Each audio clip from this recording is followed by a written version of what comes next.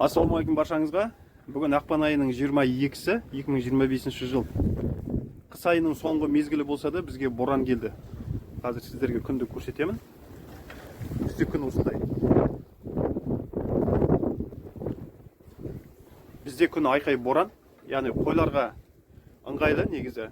Осындай лапаста жан-жағынан жел өтіп тұрса, асты құрғақ болса, жалпы қой қайғырмайды. Қой жануардың жалпы біз ыстық жануар деп есептейміз.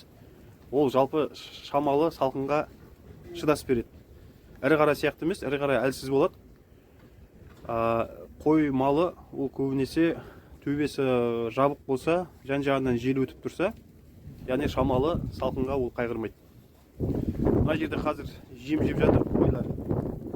Таласып. Мына жерде су ішіп жатыр. Кеше күн бізде ашық болып еді, бүгін күн бізде боран. Енді бір Алла біледі, бұның қанша уақытқа дейін созылатынын.